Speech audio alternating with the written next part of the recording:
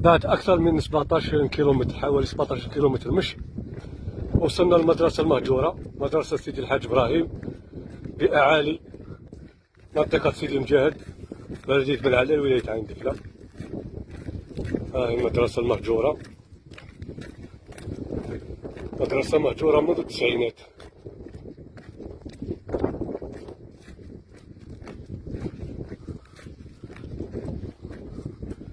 هاي المدرسة ما شاء الله، قاعات الدراسة.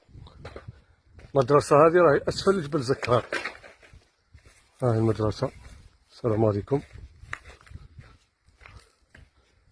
ما شاء الله، السلام عليكم.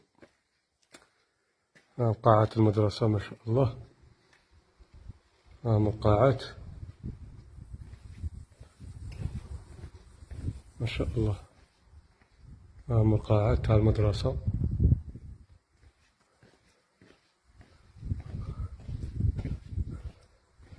ما شاء الله.